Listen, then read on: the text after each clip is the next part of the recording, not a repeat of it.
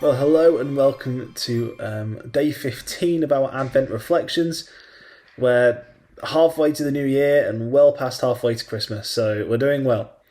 And when I was allocating the list of who's going to do which reading, I intentionally gave myself Luke 15 because it is one of my favourite chapters in the whole Bible, and it contains the most precious story. We don't get very much about Jesus' life or ministry in Luke 15, but we do get a solid glimpse into Jesus' teaching, because this is all parables.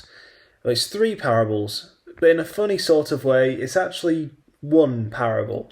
If we take a look at Luke 15, you'll see what I mean. So firstly, there's a parable of the lost sheep.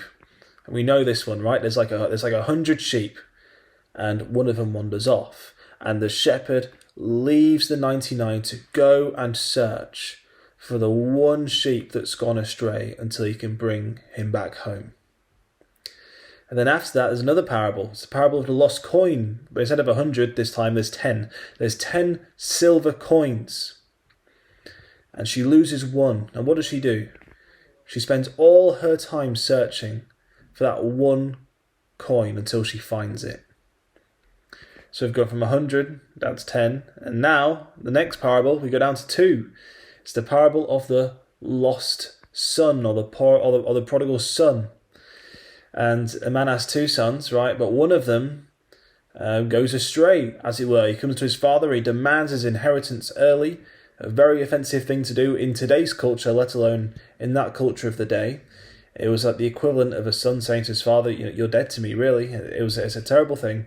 But the father is gracious. He gives him his share of the inheritance, and he goes away to a foreign land and he squanders it all on extravagant living and doing all sorts of terrible and unreasonable things. And then he eventually realizes, this is terrible. He spends all his money, he's living in the mud, and he's like, this is terrible. I want to go home. I want to go see my father. I want to go see my family. And so he plans to go home, and he says, I'm going to say to my father, I'm no longer worthy to be called your son. Please just take me on as a servant. And that's his plan. And so he starts heading home. This is what verse 20 says. So he returned home to his father. And while he was still a long way off, his father saw him coming. And filled with love and compassion, he ran to his son, embraced him, and kissed him.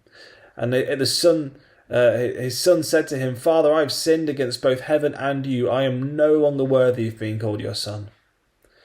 But the father said to his servants, Quick, bring the finest robe in the house and put it on him, and get a ring for his finger and sandals for his feet. Kill the calf we've been fattening. We must celebrate with a feast. For this son of mine was dead and has now returned to life. He was lost, but now he is found. So the party began. In this parable, Jesus is teaching us about the very core of the love of God. This is a steep and clear insight into what our Heavenly Father is like. That He loves us and He longs for us to come home. And that when we turn to come home, He meets us He just wraps His arm around us and kisses us and says, Come home. Come home. And so today I would love us to just read this parable. Read Luke 15. Gosh, it's golden. Just read Luke 15 and just pray about and just reflect on the love of God and the love that the Father has for you and for me and for all of us here in the church. So it's a beautiful chapter. So God bless you through this and remind you of His love for you. Amen. Gosh, I don't know how long I've been talking for. Oh gosh, it's 4.5 minutes. It's a long one. Right, anyway, be blessed, and I'll see you in a few days.